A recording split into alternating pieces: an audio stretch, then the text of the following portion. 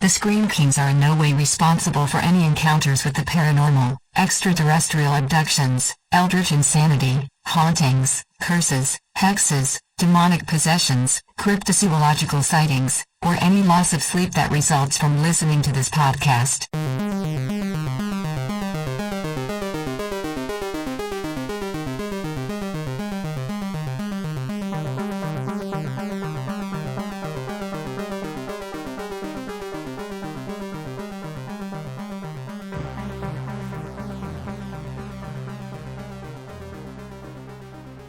This is the Scream Kings podcast. I'm Nathaniel Darkish. And this is Max George. We plan on retracing the famed 1967 Patterson-Gimlin podcast in our search for Bigfoot. Bigfoot, everybody! It's been far too long. Why haven't we covered Bigfoot? That is a fantastic question. I don't have a good answer for that. I feel like this is going to rival our Mothman episode. I know you and I just completely nerded out all over that episode because we are huge fans of Mothman. And this, I feel like, I love Bigfoot, and people are going to get tired of hearing me talk here, Nathaniel. Well, thankfully, you're bringing a lot of knowledge to the table here. So, I guess to help kind of set the stage for this episode, what we're going to be looking at today is Patterson-Gimlin classic, 1 minute or less, I don't know, it's more like 7 seconds film of Bigfoot, walking across just this, creek bed, that, is at least by many people who have pursued Bigfoot or Sasquatch or whatever you want to call it. This is definitely the kind of almost like holy grail footage of evidence for a lot of people. It is pretty widely held to be a hoax.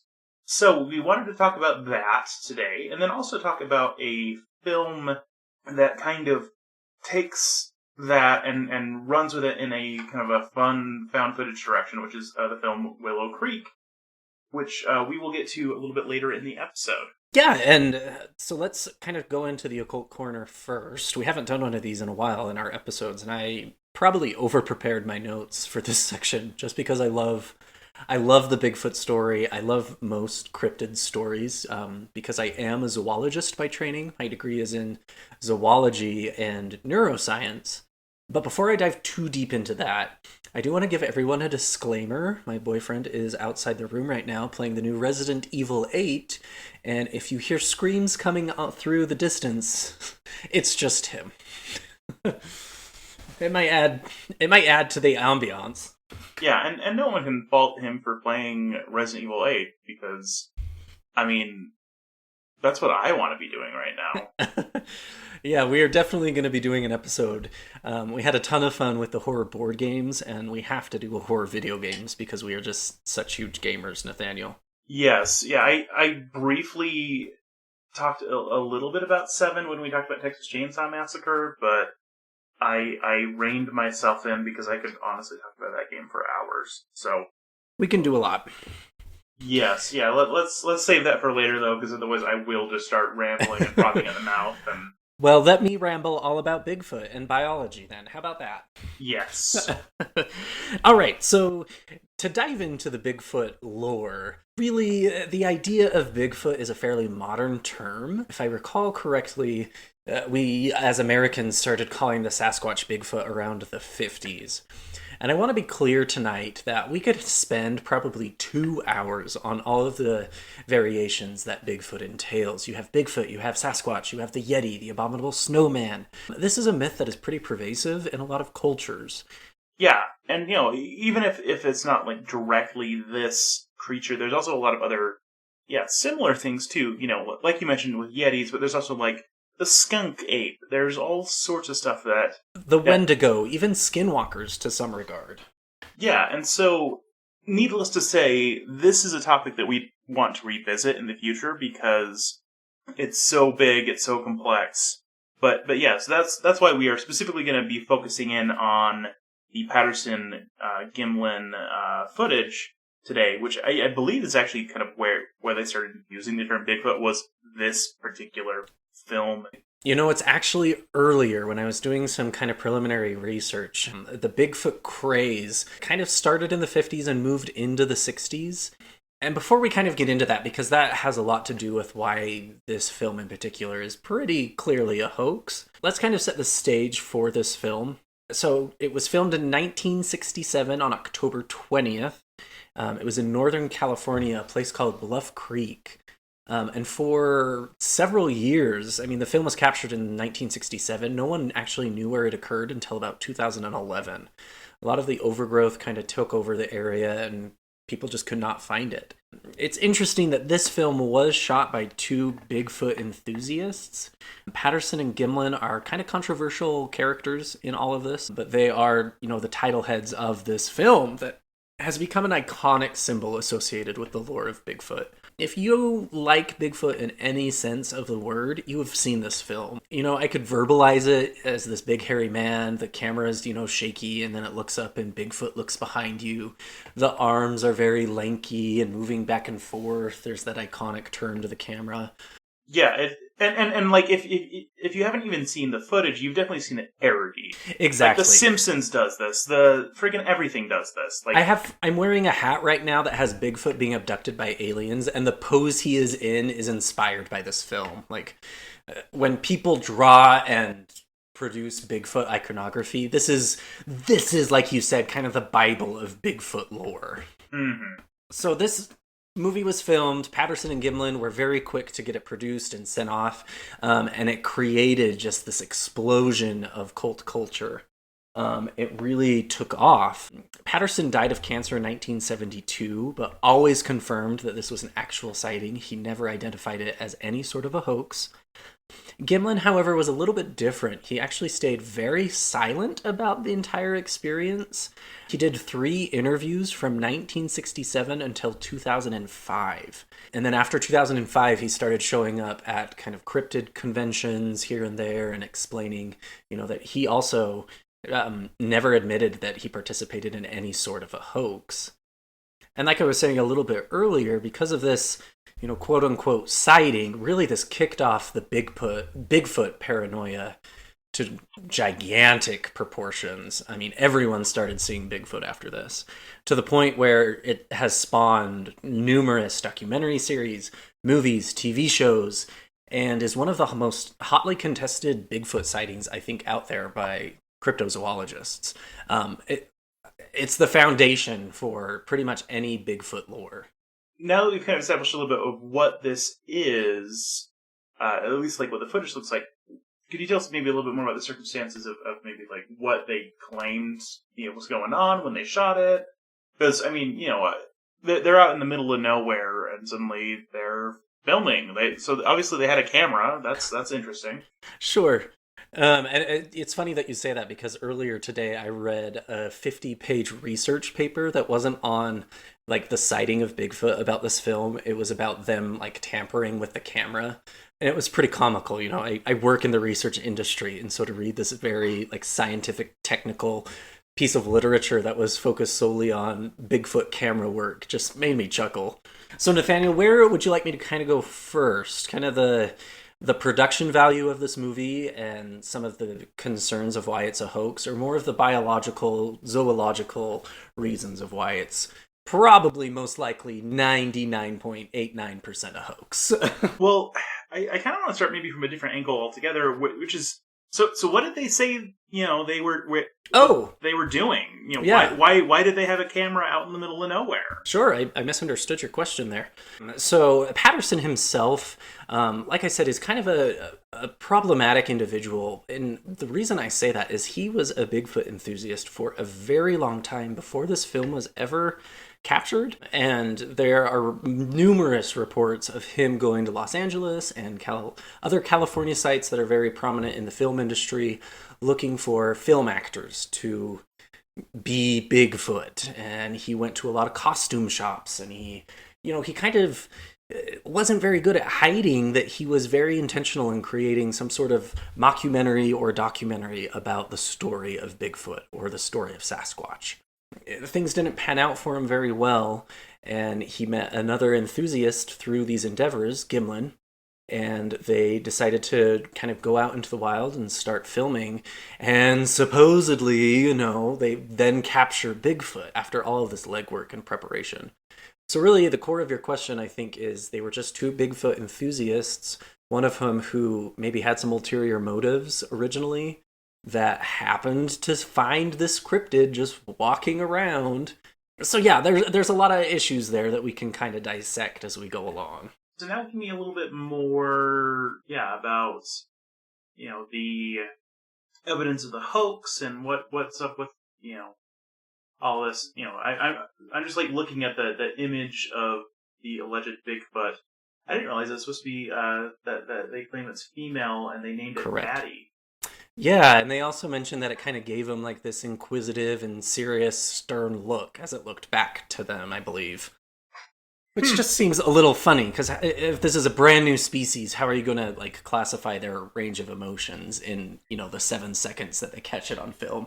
I think I want to tackle a little bit more of the biology aspects of this film first. And the reason why I want to do that is I took many an evolution class at Weber State University here in Utah. And not only evolution, but I took animal physiology and animal evolution, a lot of these zoological classes that a lot of the professors thought it was kind of a fun intro to talk about cryptids or mythological beasts and why they're not scientifically sound.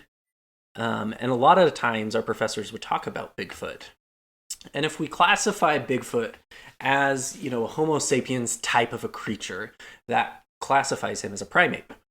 And in particular, a lot of the cryptozoologists classify him as a Gigantopithecus, which is a very far-off ancestor, Neanderthal kind of the era, this giant ape type of a creature.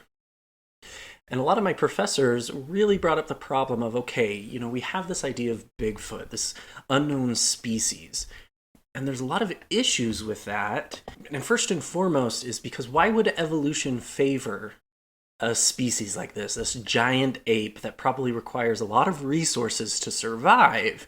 It would require habitation and sexual partners and, a wealth of food.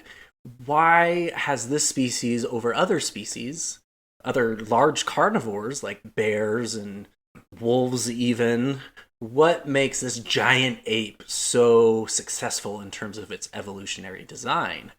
And when you think about it like that, there's a real problem. Evolution favors benefits. We always think of evolution as, we came from monkeys, and while I do believe that, it favors traits in certain species that are beneficial to it, which help it live longer.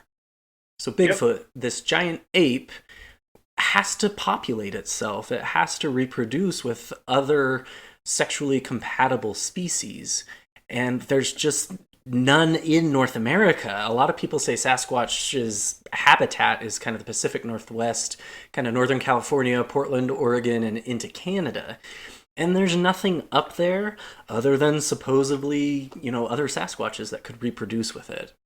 And another problem that comes out of that is there's no bone record at all. You think if we had a population that was big enough to reproduce and last as long as it has, we would see some biological evidence out there. And there's zero evidence. I feel like I'm giving a science class instead of a horror podcast. Well, how did that sound, Nathaniel, to you? That sounded very good. That you brought forward some very worthwhile points.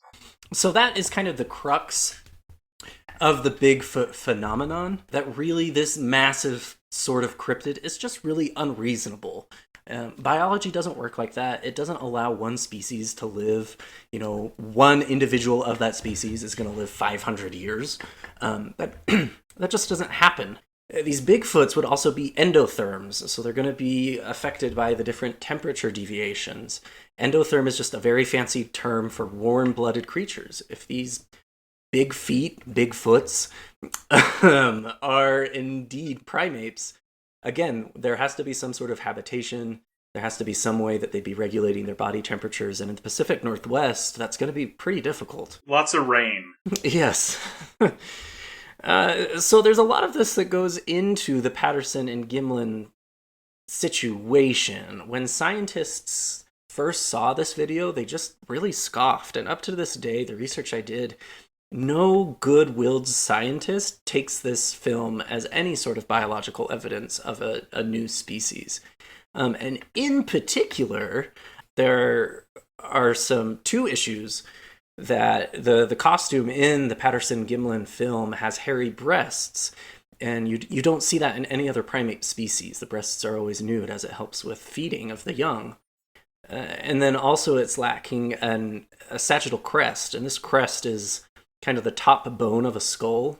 And in primates, this is very, very small and hardly pronounced. But as you can plainly see in the Patterson and Gimlin film, this costume or this creature that they've captured has a very prominent sagittal crest, which is just, all of the evolutionary science we have up till now kind of counteracts this situation. So that's kind of my super overhaul of the biology of it. And I'll talk to you a little bit about what I think about Bigfoot when we get to that section. But from my training as a biologist and a zoologist, it's pretty hokey, honestly. Are there other elements that you kind of want to bring forward about it being problematic as well? Yeah, so if you do a quick Google search, you're going to find a barrage of factual evidence and items that really point to this iconic film. This Bible of Bigfoot lore is just a hoax. And I tried to summarize kind of the key points that I thought were most damning. And like I said earlier, I think a big concern of mine is Patterson was in the Bigfoot business before this film ever was created. A few years prior to the film, there had been a lot of these prints that were found in the Pacific Northwest and Northern California that no one could identify, and these tufts of hair that no one could identify. And they were just shocked that, maybe this Bigfoot lore is a little bit more substantial. And as I mentioned, Patterson went to California. He was looking for actors. He was looking for a film production crew. And then it just happened that when he went out with his, very close friend to find Bigfoot, he finds a Bigfoot. What a crazy random happenstance. I've been looking for UFOs in the night sky ever since I was in kindergarten, and 31 years of it, and nothing has happened.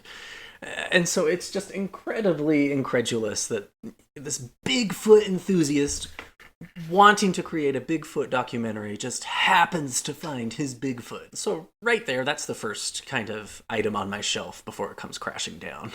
The second thing is both Patterson and Gimlin changed their story multiple times when they told individuals about it. You'd think that such an iconic moment and such a terrifying moment, Nathaniel, can you imagine just being out in the wild and then you see this 8-foot, 9-foot, hairy behemoth just walk by? I'm not going to say that, poop your pants. Why? We've never been a family-friendly podcast before. Okay, you shit your pants. It would just be traumatizing, and I don't understand how, these two individuals, you'd have two essentially witnesses of what happened, would change their stories multiple times, and you can get into the psychology of memory patterning and all of that, but at the end of the day, this should have been such a traumatic experience, it would have been burned in their memories. And then also, you yourself mentioned that they thought the creature was a female. Originally it was male, then it was female, and then it kind of changed again, and it was 6 feet when they first told it, and then it became 8 or 9 feet, and they added the emotional response from the creature, and it just kind of spiraled into a little bit of chaos. So again, that's kind of the second item on my shelf before it comes crashing down. What do you think, Nathaniel? Is all of that fairly suspicious already? Yeah, I mean, certainly, I think it's fair to mention that, yeah, like, people's memory of anything does get hazy. Like, memory is notoriously unreliable. But even still, the fact that, they have it on film and they can't even keep their story straight. That they have this evidence, but they keep reinterpreting the film and recontextualizing it and all that. That, to me, makes it extra suspicious. I don't know. There's a lot to unpack, honestly, but there's just a lot of issues with the story. There's a lot of, it's just, I think, to me, the biggest thing is that when things are too good to be true, it's usually because they are too good to be true. Literally. Yeah, and we're going to get into that because at the end of the day, that's how biologists are going to approach the situation. Before we go into there, I want to kind of give you 3 more nails that are they're going to nail the coffin shut here. You know how I mentioned earlier that there had been some people who discovered these very large footprints in the Pacific Northwest before this film was ever captured? Yes. Come to find out, there's an individual named Ray Wallace who wanted to make some money on this Bigfoot phenomena. And so he decided to hoax these giant footprints, you know? Guess who interviewed him right before the film was shot? Oh, weird. What a strange coincidence. Yeah, Patterson, there's records of him talking to this guy about where would Bigfoot be seen and where have people seen him and where did he find these footprints. And, you know, maybe Patterson had a good interest and a good heart there. He was just genuinely curious. But if his ace in the hole for evidence is based on a guy who later admitted that he made all that stuff up. Right. If a fraud is hanging out with another fraud, it's hard to deny that. Additionally, in 2002, a costume company known as Philip Morris reported that they had a hand in helping Patterson develop a Bigfoot-like costume back in California. They shipped it to his home in 1967 in the spring, right before this film was created. And they have been sharing this information with a lot of crypto zoological conventions since the 1980s. So this was pretty damning for me. And then finally, kind of the last crack in the shelf here. There's an individual named Bob Hieronymus. Hieronymus, I'm not quite sure how to say his last name. Hieronymus? Hieronymus, yeah, that's probably the best. You're the English major here. I'm thinking Hieronymus Bosch. Anyway, Bob claims to have been the figure depicted in the film. He said that he had not previously discussed this publicly because he was afraid that, he knew this film was a fraud and it's created such a media blitz that if he spoke out and confessed that he would somehow be liable, which seems like a pretty fine-tuned excuse to me. He said when he finally did speak out that his lawyer told him that since he had not been paid for the event that he would be fine. So that's when he decided to speak up. So yeah, I guess that's pretty intense. I mean, if someone's claiming to be something in a fraudulent film like this, you can kind of take it with a grain of salt. But the real kicker is his family member and friends recall seeing him walking around in this costume, trying it on, practicing the iconic walk in their homes. And it's not just one close family member. It's his parents, siblings, close friends, by the mouth of many you shall know them, essentially. And so it kind of starts to snowball into all of that hair that was found when the footprints were also found. DNA analysis shows that it's either deer hair, human hair, dog hair. There's no real unknown species. And at this point, you kind of come down to the idea that it's Occam's razor. We're all familiar with Occam's razor, right? That the most simplest explanation 90% of the time is the correct answer. And especially in biology and science and physics, scientific logic really is not as conspiratorial as we want it to sound. The Earth is round. Vaccines work. Bigfoot probably doesn't exist, and this film itself is a hoax. I'm gonna say it. And at the end of the day as well, when you have these giant claims of fame or authenticity, it's on the person who's making the claim to prove it, everyone else on the sidelines, we have science to kind of objectively look at their claim. And if that science and logic shows that it's probably false, then it's not on us to believe it. Yeah, the burden of proof is on the person making the claims. Exactly. And Everyone pretty much agrees here, unless you find some hardcore cryptozoologists. And then you have to kind of take it with a grain of sand, because they're also going to believe in things like the Jersey Devil and the Chupacabra and these other cryptozoids that, I don't know, as a scientist myself, it's very hard to kind of back up the Bigfoot theory. I think it's fun. I think it is rooted in culture and mythology. But if we want to be frank about it, it's pretty hard to believe. Yeah, I think that's fair. I mean, I do want to say though that, you know, inherently, like if you do have a belief, you're not, you know, cuckoo bananas or something. You know, I find it fun to believe. I find it interesting to believe. I find it, you know, worth studying and considering, and at the very least, it makes for an interesting thought experiment. Yeah. What would be the situation in which this could happen? And I think it allows people to kind of become more intimate with science of, okay, it's fun to believe in Bigfoot, but let's kind of take the situation and apply it to the rest of science and apply that scientific reasoning. It makes for a great object lesson. And like you and me, we're occult enthusiasts. We love kind of the spookier, supernatural, paranormal stuff. And Bigfoot, of all other cryptids, is kind of the king. I mean, you have him and his bride, Loch Ness Monster. So I did want to take a quick minute and kind of give people a little bit more, like if you are hardcore believing in Bigfoot, I found a few recent kind of sightings that have a lot more weight to them than the Patterson-Gimlin film.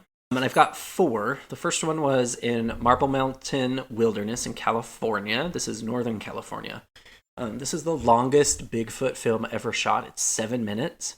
It's very grainy, but the thing that this individual captures is pretty unsettling. You can find the video on YouTube.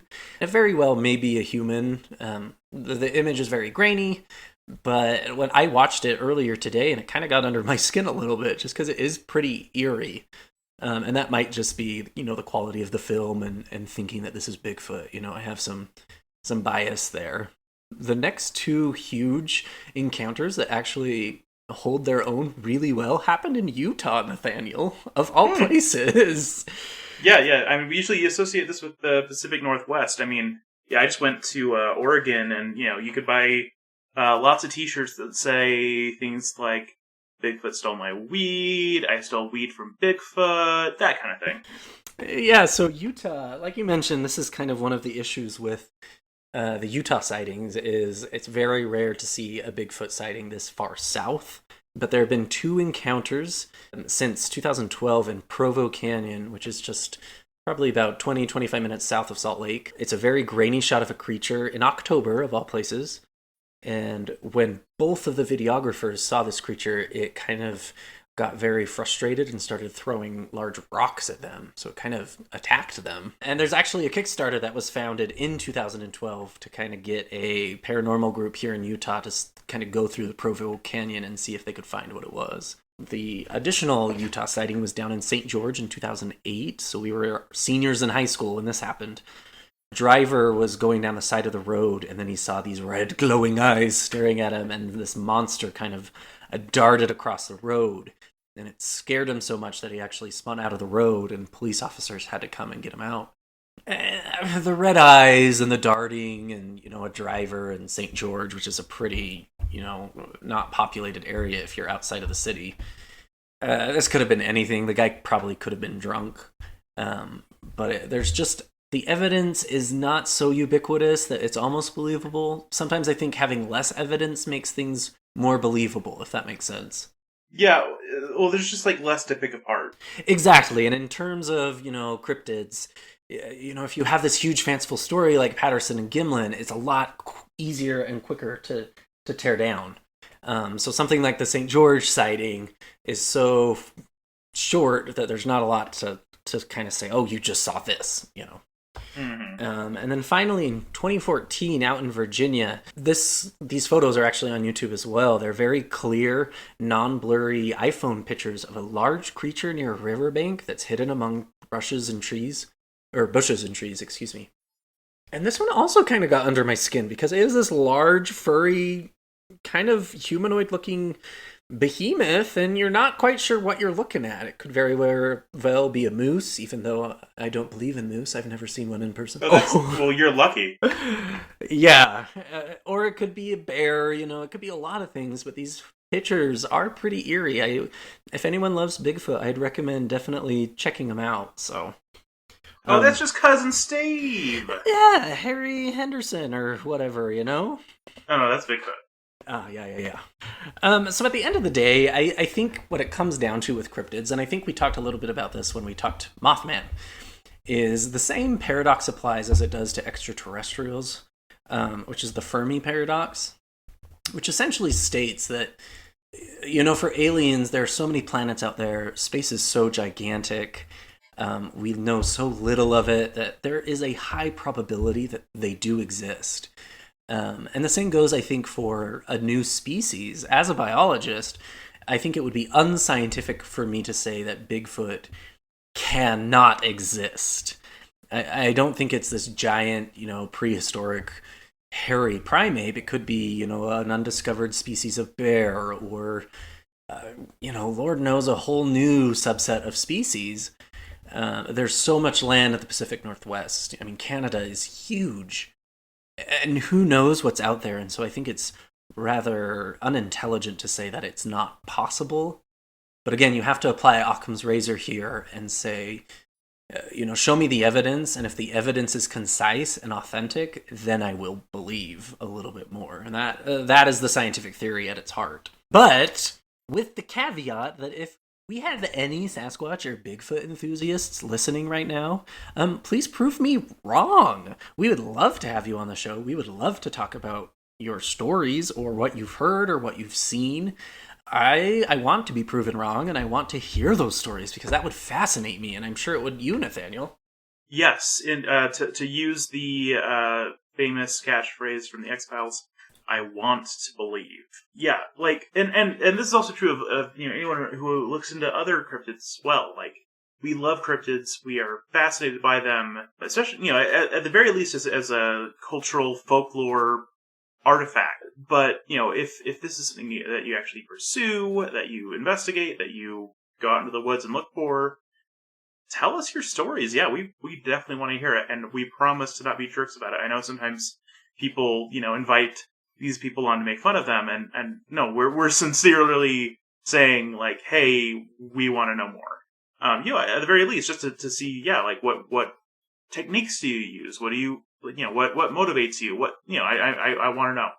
And I think such a core of our podcast is exploring these themes and these ideas, and listening to the stories of other people. My favorite episodes, Nathaniel, are when we have other experts on who, your friend Rachel at the Nauvoo house. It's still to this day, I didn't experience that, but her experience was so real and so terrifying that, for a few minutes, it made me actually believe in the paranormal. And that is what I want to do as a podcaster here on Screen Kings, is just hear from our listeners and hear your stories, because that's where the true power and often where the true horror is.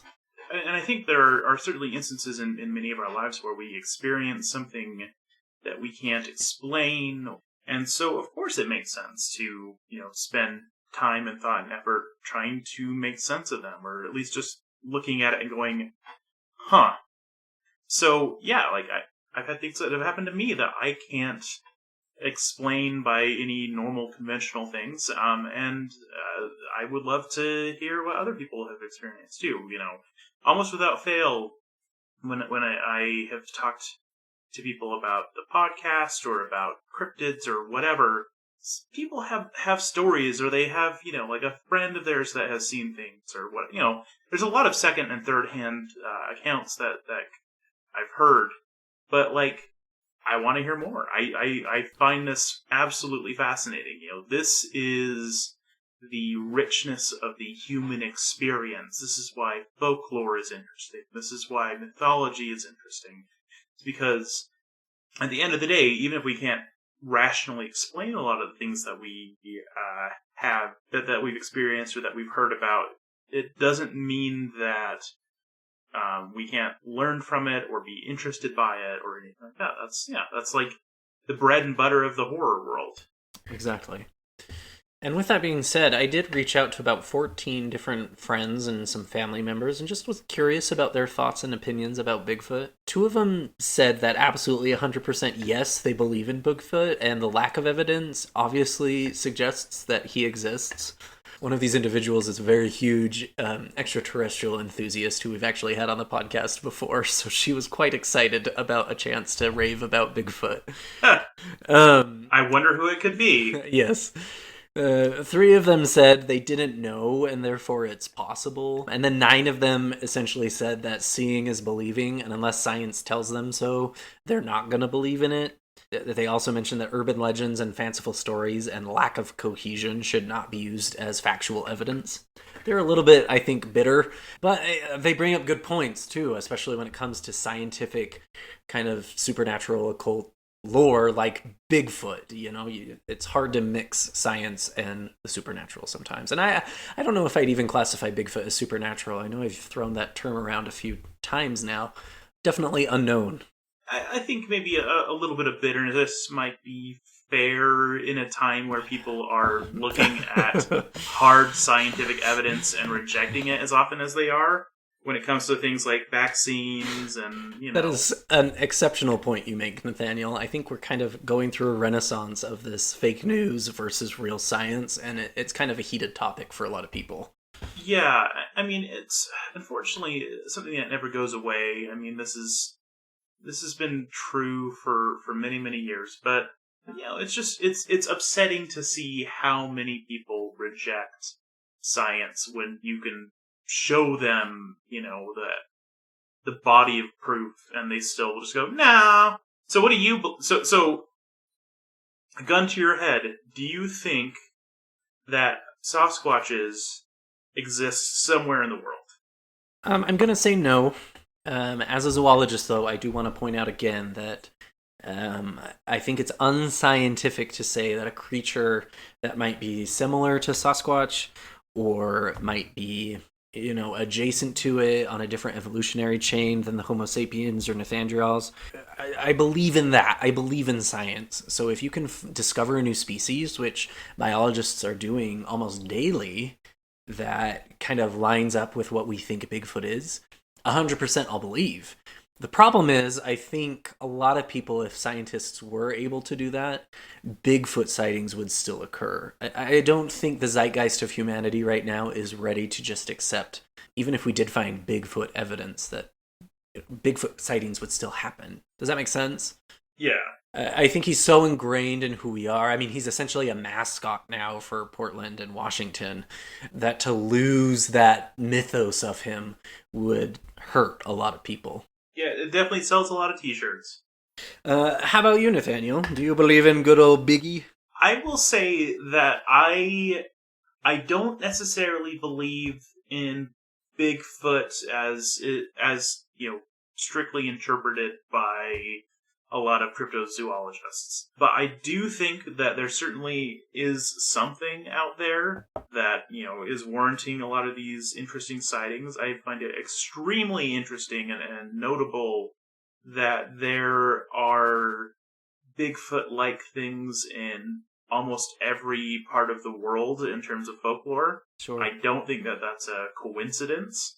And so I think that definitely there are some species that are, you know, at least Bigfoot adjacent. Like you said earlier, you know, it could be a type of bear, it could be whatever, that is very elusive and, you know, could be all over the world even. I just don't think that, you know, even if we discovered what people think is Bigfoot, many people would recognize it as such. Sure. You know, just like, oh, hey, did you hear about that new bear? And people wouldn't necessarily be willing to make those connections, even if it was definitely what everyone keeps saying. So I'll say I believe that it exists, but not like how other people think it does. Sure. And I think that is true of like extraterrestrials. I think there are extraterrestrials out there, but I don't think they are greys or lizard people probing us in the butts to try and figure out how we function as a species, you know?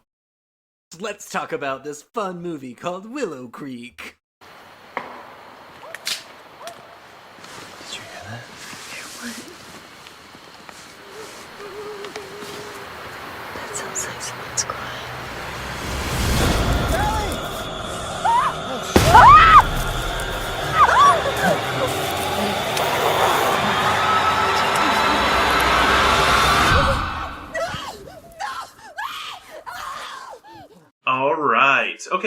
so Willow Creek was written and directed by Bobcat Goldthwait back in 2013. Okay. Pause. I for sure thought his name was just Bob, but then I looked it up as I saw that note in our show notes, and his God-given name is Bobcat? His name is Robert Francis Bobcat Goldthwait. Okay, that makes more sense. I was very concerned about his childhood bullying for a minute. I mean, I wouldn't be surprised if it comes from his childhood, as far as when he got that nickname. But no, he so I was just curious because obviously with a name like Bobcat Goldthwait, you have to look into this man. You have almost certainly seen him in something, or at least heard his voice in something. So he is an actor. Has done some producing and directing, obviously. He has worked in television and film, and is mostly known for working in comedy. So, for example, in Disney's Hercules, he is Pain. Oh. So, that was the big one for me. But, I mean, he's been in episodes of Community. He's been in so many shows. I mean, like, stuff going back to the, mid-'80s. Like One Crazy Summer, a bunch of the Police Academy movies, Eek the Cat. Holy cow, I didn't even remember that existed until just now. Apparently, at some point, he decided, hey, I'm going to make a horror movie. I didn't see very many horror-related credits, but, it sounds like he had an idea and went with it. So, yeah, Willow Creek is a found footage movie. Like I said, it was from 2013, and let's kind of dig into the plot summary. Do you want me to summarize that since you've been doing the bulk of the talking this episode? Yeah, give us the plot, and then maybe I'll give some trivia about the film that I found. Yes.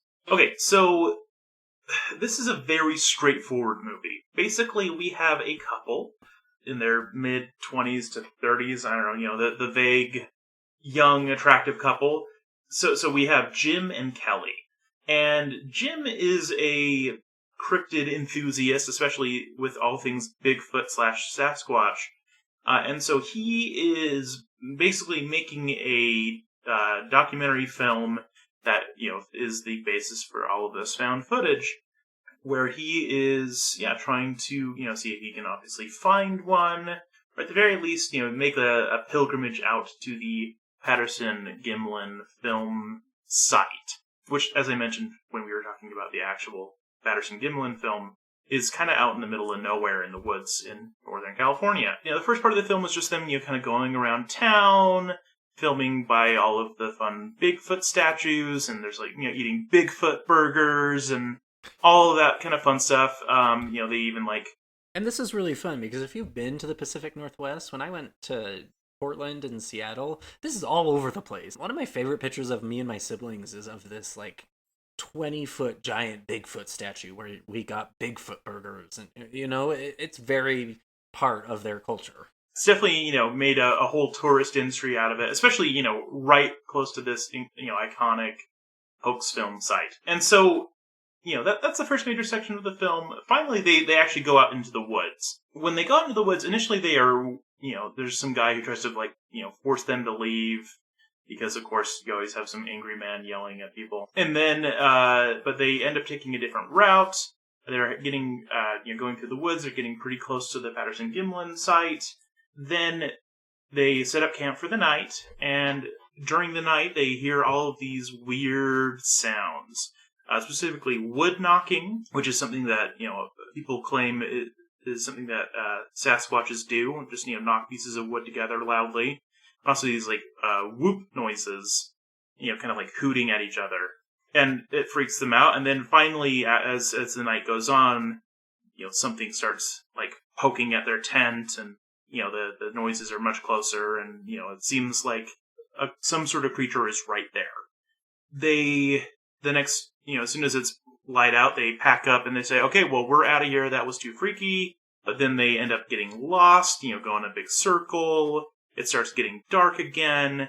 And then they start to hear the noises again, and are presumably being chased by something. You don't get to see it.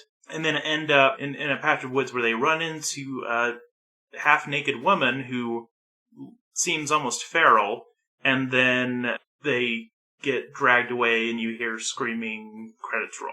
Yeah, so before we dive into pros and cons, let me just say that I think this is a very straightforward movie, and we're probably not going to have a long discussion on the movie itself, just because it is pretty A plus B equals C.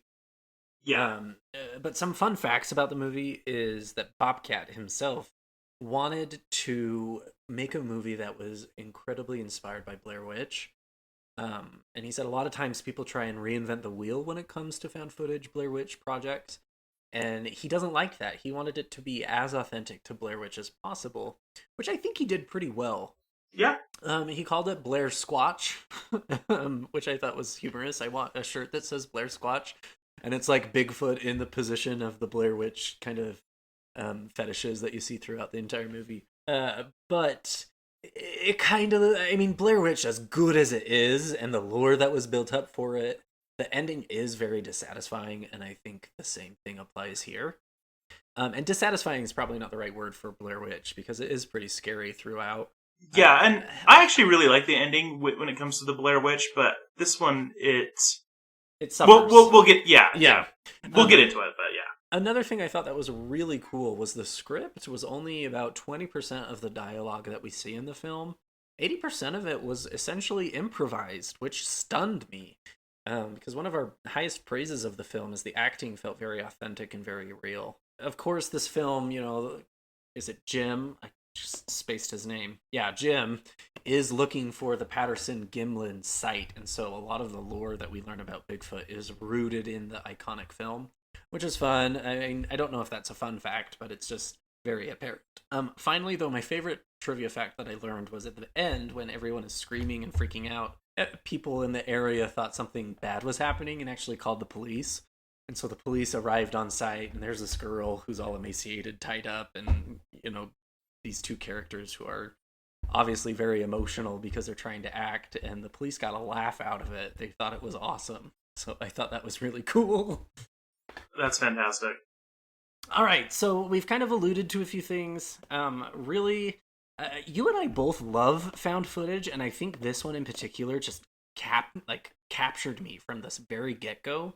I don't know what it is about found footage. I know we've had this discussion before, Nathaniel, but I just get so enthralled.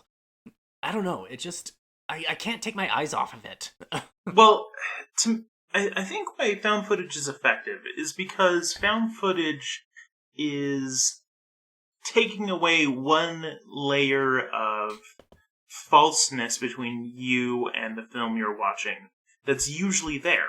So it makes it feel more realistic, which makes it easier to get immersed in it. It's easier to believe the story if it's presented in a way as though it were true.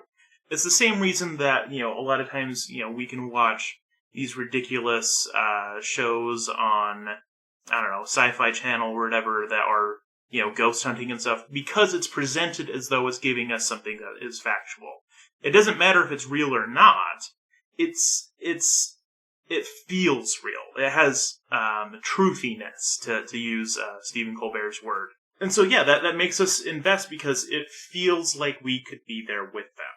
More so than the sheen and veneer that we usually get in the more conventionally produced film. And I think when actors like what we see in Willow Creek are so authentic, so raw, and very relatable, it just draws you in even more. I have to give a huge shout out to Bryce Johnson, who played Jim, and especially to Lexi Gilmore, who played Kelly. Kelly, I thought, was the better performance because she had to play this incredulous but supportive girlfriend / fiance / life partner. And her reactions and her dialogue was just so good and so believable. Yeah, I really, really liked their performances.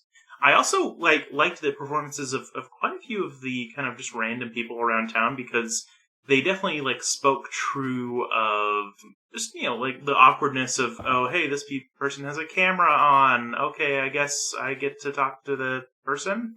Talk to us about the bookstore guy.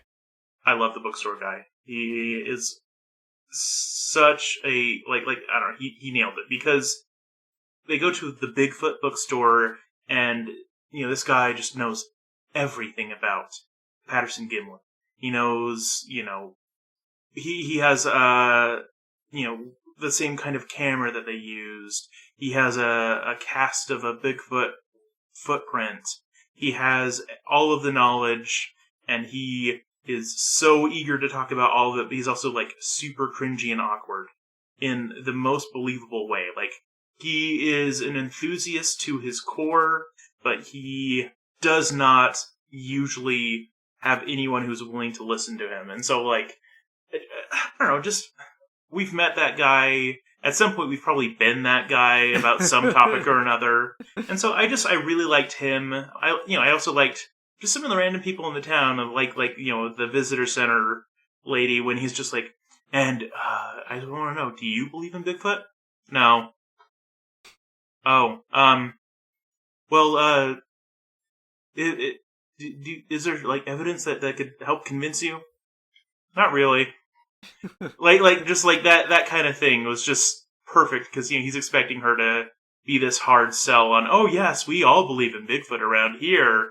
No, just, I don't know. I love that. But another thing I really loved, going back to the main two characters, is that their relationship felt authentic in a way that I don't often see in movies, where like you did see that they, like, cared about each other and they tried to support each other, but they also, like, had very, like, genuine, like, bickering, and, you believe that they had been a couple for a while, and they, did care about each other, but there were things that drove each other nuts, and they have to try to roll their eyes and laugh at each other and all that, and so, I don't know, like, it felt very real in a way that you don't usually see. It's usually too perfect or too fighting or whatever, and you're like, I don't believe it.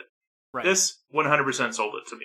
Yeah, and you have a note listed that found footage is very smart for this topic, and I think this is rooted in the Patterson-Gimlin film. I think Bigfoot movies excel in found footage because we are so kind of indoctrinated with the Patterson-Gimlin film that this feels right. This is the type of movie that Bigfoot should star in. I want to talk about the scene, though, that terrified the pants off of me, Nathaniel. Yes. The pants off of me. There is a scene, it's towards the end, where Jim and Kelly are kind of sleeping in this tent, and where they start to hear the rocks clattering against each other, and the whoops, and then the tent gets pushed. This is a single-shot scene, so there are no cuts whatsoever. I don't know the technical term. We have guests that probably can speak better to this than I can. This scene was harrowing to me. I am an avid camper. My family goes camping every single year. A lot of what happened in the scene with this couple, being quiet for, 2 or 3 minutes on camera, and then you hear this innocuous noise that could be a host of anything. But, you're in the wilderness, you're alone, it's dark, you don't have modern technology, your brain runs 150 miles an hour, and you think of the worst possible scenario. It blew my mind. This movie is not perfect. It's not fantastic. This scene, though, gets me. It gets me so bad. Yeah, I 1,000,000% agree. I think that this film is worth watching just for this scene. Agreed. 1,000% agree. Because, it sells this so well. Yeah, I would say that a lot of found footage definitely suffers from constantly cutting away, and even, like, parts of this film suffer from that, especially just even a little bit later in the film. But right here, the commitment to one very long take, and it's like, I don't know, 10, 15 minutes long. Like, it's 18 minutes long. 18 minutes of this entire film. 18 minutes. Yeah, wow. I timed it. Yeah, and it just lets you stew in it. And, at first, it's just weird noises in the woods, and them just going like, oh, I'll just go back to sleep. Yeah, I don't know, it could be a bird, it could be it could be anything. It could be a person just dicking around. But it lets you just sit there, and there are long pauses where they're just looking freaked out, just sitting in the tent. And, you don't really see anything. You just see, at one point, you hear some grunting and something is pushing on the tent is the height of the action. but just, hearing the crunches of walking around and the whoop, whoop noises and all of that, at a certain point, like, I think, I don't know, a minute in, I was like, are they seriously not going to cut to, like, when some action starts? But then by the end of it, I was like, I loved that scene, and I'm glad that they let me just sit in the awkwardness and the creepiness and all of that for as long as they did. We've all been there. We've all sat in that same kind of horror. And for it to last that long in a horror movie, you almost have to have a degree of patience to get through it. But you're also on the edge of your seat because it's just so real and scary. And when I tell people about Willow Creek, I talk about this moment because the rest of the film to me doesn't quite matter because this scene is so damn good. And it perfectly encapsulates why I don't really like camping very much. Because even on the most innocuous camping trip, there's at least 5 minutes of that you experience at some point in the night. Every single camping trip. Last year I went by myself. I had an entire tent to myself, and I watched one of the new Unexplained Mysteries about UFO sightings, and that was probably not my best decision because I was up the rest of the night thinking, oh my gosh, what was that leaf rustle? Was that a gray coming to get me? All right. So now that we've talked about the highlight of the film, should we switch over to the ending and maybe where it kind of falls apart a little bit? Yeah, and I think this film is kind of encapsulated in 3 parts. You have the build-up in the beginning, third, and then you have the middle part, which is essentially the tent scene, really. Mm-hmm. And then after that tent scene, the movie kind of plummets into a spiral of just weirdness. A lot of it worked for me, but there were things that didn't. Okay, so as I referenced, it kind of throws us some interesting curveballs at the end of the movie. Specifically, that there's just like this like random like half-naked lady just like screaming and looking frantic in the woods, and suddenly they're getting dragged away. So, 2 big problems. The first one is really, if this is a Bigfoot movie, and it clearly is from frame 1, the promise that you're making to the audience is that we're going to see Bigfoot. We're going to see a Sasquatch. It doesn't, and to me, that doesn't have to be long. It doesn't have to be, some huge crazy reveal. But I want to see, I don't know, at least like some teeth and claws or something. I don't know, something. But yeah, the closest we ever get is some hair and some footprints and some noises and screaming from the characters in reaction to it. But we never see anything. And especially also all of these references to the Patterson-Gimlin one.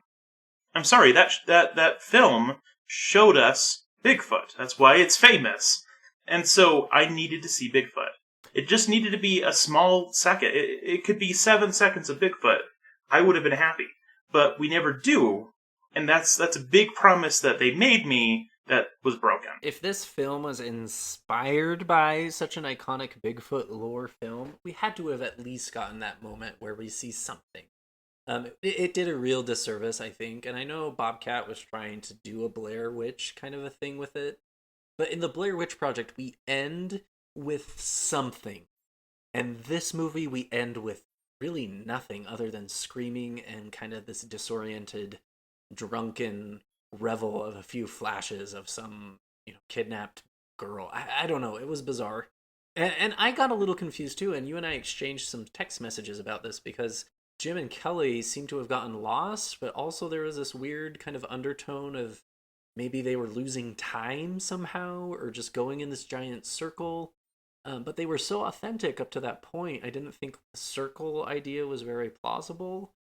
I mean, when people get lost in the woods, going in a big circle is something that does happen to a lot of people. Right, but they just seemed smarter to me than that up to that point, Like they had prepared for this. This was Jim's dream. You think he would have at least gotten his orientation merit badge. Yeah, that was the problem I had, was that, like, at no point at all do they just, like, bust out a compass. He just, like, knows where to go. And, I don't know, I just don't think that they would have gotten as far as they did into the woods without, at some point, going, so do you have a map? Do you have a compass? Do you have GPS? Anything? I mean, this is 2013. Like, you gotta have something. And then, like you mentioned, towards the end, we see this woman who we saw earlier that had been kidnapped, and she's tied up and, nude. which I just felt was weird. And at the end of the day, you could make an argument that Bigfoot was never even the cause of any of this, that it was this, it could be crazy psychopaths in the forest or, serial killer. It could be a host of things. From the research I was able to do about the film, it seems like, the general interpretation is kind of pulling from some things in Bigfoot lore where people say, oh, they'll take human brides or something. They'll kidnap women and, make them do unspeakable things and to continue their progeny or whatever. And there is like a little hint about this woman missing, but it's talking about a lot of people missing, and they like made some like stupid jokes about this woman's missing poster at some point earlier in the film. Like, I didn't realize it was her. They should have maybe, I don't know, made that scene a little bit more meaningful, or, showed me her more clearly, or, I don't know, just made it more obvious that was who that was. But also, yeah, like, when we have this kind of weird misdirect of this, angry guy who yells at them to get out of the area, and go back to town, and it's just being a total a-hole. Yeah, there was no context there. Like, why? What was he doing? Were they on private property? Was he related to this Bigfoot phenomenon? Yeah, if he even gave any reason whatsoever, then I think it would have made more sense. But yeah, like at the end of the day, I was like, am I supposed to interpret this that Bigfoot kidnapped this woman, or that she was lost in the woods and is just also tramping through the woods? Or maybe she's been kidnapped by this angry man or some associates of this angry man, and they're just trying to keep people out of the area so no one knows what they're doing. How am I supposed to interpret this? Are they just using, and I think maybe that's the point, is for me to interpret this 100 different ways and go, oh, I just don't know what to believe. It didn't do it the right way. I think Midsummer does that in some regard. Is it paranormal? Is it just drugs? Is it this weird cult? Like, it allows you to take the plot and interpret it your own way. But Willow Creek was about Bigfoot. There was no question about that until the last 20 minutes of the film. And so it left you feeling like, wait, what the hell? What was this movie really about then? And again, just going back to the fact that, if you're going to promise me Bigfoot, I have to see Bigfoot. Yeah. Or I have to see clear evidence of the contrary. And I think that is the biggest knife in this movie, is that right there. It is Willow Creek, the content is about Bigfoot, and at the end of the day, we got little Bigfoot. We got some whoops and some rocks, and a tent that rattled. It just, even at, I don't know, it's just such a shame that, if the movie had ended with the tent scene, if suddenly it had torn through and just ripped them apart, roll credits, would have loved it. Agreed. Would have no problems. Absolutely. I would have been 100% sold. That was a great movie. Does not matter if it was ridiculous. And even if I got a good look at Bigfoot, if I saw some Bigfoot claws, yep, I would have been like, yep, great movie. Recommend it. Everyone should go see this movie. All right, let's rate it, because really the ending kind of slammed the movie into the ground. So, Screams, what would you give it, Daniel? I would give it a 4, and all 4 of those are basically just for that tent scene. I gave it a 5, just because I've encountered that situation so many times. I remember being little and my grandfather telling us this crazy story of this animal he heard walking on 2 legs, and then when he kind of yelled at it, it ran away on 4 legs. And I think about that every time I sleep in a tent now, and just that tent scene just will stay with me always, forever when I camp. So again, a 5. It was intense. Oh! Ah! You get 10 crowns for that pun, Nathaniel. Aww. But this movie only gets 6.5 from me. Yeah, I gave it a 6. The ending, had the ending been better, it probably would have boosted up to an 8. Yeah, same. That ending kind of, as Nathaniel famously says, crapped the bed. All right. Do you have a little quick Studying the Strange you'd like to share? Yeah, this is also a segment I have not done in a while. So I just wanted to briefly highlight a Sasquatch-related horror novel I read recently. It came out last year by Max Brooks, who is most famous for his zombie-related books, World War Z and the Zombie Survival Guide. So By the way, fun fact about Max Brooks, he is Mel Brooks' son. Yes, the Mel Brooks of, the producers and Spaceballs and so freaking many other parody kind of films fame. Yeah, this is his son. But the book I'm talking about today is Devolution, a first-hand account of the Rainier Sasquatch Massacre.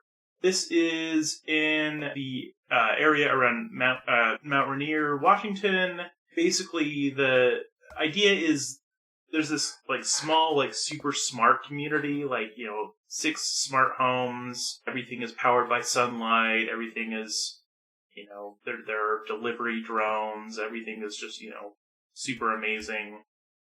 There is an eruption of Mount Rainier, which then fills the sky with ash, which then makes it so all of their technology doesn't work. So they're waiting for people to rescue them, and suddenly a bunch of Sasquatches show up and just murder everybody. It's a fun book. Did it reinvent the wheel? No. It's written mostly through journal entries of one of the characters, which felt very similar to World War Z in terms of the style it was written in. Or I guess if you're familiar with World War Z because of the movie, this is not anything like that. The book World War Z tells the story of a zombie war through a bunch of different people's experiences. Everything from soldiers to some, shut-in kid in Japan to a bunch of other people. It's actually a really fantastic book. And by the way, also really, really good on audiobook because it has a full cast and it's great. This one, it felt like he was trying to replicate kind of what he did with World War Z, but apply it to Sasquatches. But the problem was that a lot of the book does focus so much on explaining how the smart homes work and kind of trying to really show the difference between the primitive, the Sasquatches versus the super advanced, this smart home community, that I felt like the Sasquatch mayhem ended up just not being the highlight of the book in a lot of ways. But it's fun. It's definitely worth a quick read. I would say, if you're in the mood for a quick kind of light horror novel, it's definitely worth picking up, but it's not one to rush out and, definitely have to grab. Just get it from the library or something. Yeah, Devolution by Max Brooks. It sounds similar to a Hulu documentary that I've kind of watched called Sasquatch about how there's the Sasquatch who murdered this weed farmer. I don't know. It sounds like the person who created this documentary was also a little bit high, but it sounds similar in some regard. Yeah. Okay, so Nathaniel, how are you staying spooky other than reading this fantastic book about Bigfoot?